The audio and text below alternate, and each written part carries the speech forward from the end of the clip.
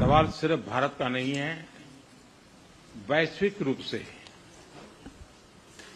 हम इस मत के हैं कि गैर कानूनी तरीके से जो लोग दूसरे देशों में होते हैं उनको वहां रहने का कोई कानूनी अधिकार तो है नहीं। हमने हमेशा कहा है कि जो वेरीफाइड होगा, कि जो सच्चे अर्थ में भारत का ही नागरिक होगा, वो अगर अमेरिका में गैर कानूनी तरीके से रहता है तो उसको वापस लेने के लिए भारत तैयार है। ह्यूमन ट्रैफिकिंग में जुड़े हुए पूरे इकोसिस्टम पर हमने वार करना चाहिए। अमेरिका और भारत मिलकर के हमारी कोशिश है और हमारी कोशिश रहनी चाहिए। Prime Minister, the US is giving a lot of push to curb illegal immigration, and India has been cooperating on this issue. How does India see this issue in the larger context? Thank you. सवाल सिर्फ भारत का नहीं है, वैश्विक रूप से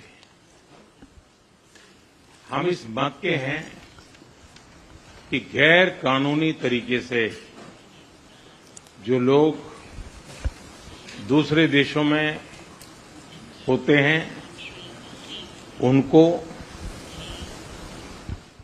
वहां रहने का कोई कानूनी अधिकार तो है नहीं।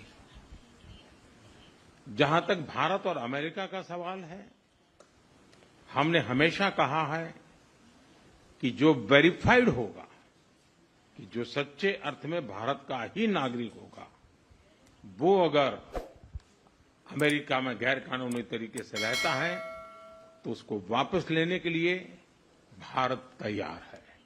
लेकिन बात हमारे लिए वहां से रुकती नहीं है। ये सामान्य परिवारों के बच्चे होते हैं, उनको बड़े बड़े सपने दिखाए जाते हैं और उनको ज्यादातर ऐसे होते हैं उनको गुमराह करके लाया जाता है। और इसलिए ये ह्यूमन ट्रैफिकिंग में जुड़े हुए पूरे इकोसिस्टम पर हमने वार करना चाहिए। और अमेरिका और भारत मिलकर के हमारी कोशिश है और हमारी कोशिश रहनी चाहिए कि इस प्रकार की पूरी इकोसिस्टम को हमें जड़ मूल से नष्ट करना चाहिए, ताकि ह्यूमन ट्रैफिकिंग बंद हो और गरीब लोगों को जो अपनी धन दौलत बेच करके ऐसे बड़े बड़े सपने दिखा करके उनको अंधेरे में रख करके ले जाया जाए, उनके साथ भी अन्याय है। और इसलिए हमारी बड़ी लड़ाई उस पूरे इकोसिस्टम के खिलाफ है और मुझे विश्वास है कि राष्ट्रपति ट्रंप भी इस इकोसिस्टम को खत्म करने में भारत का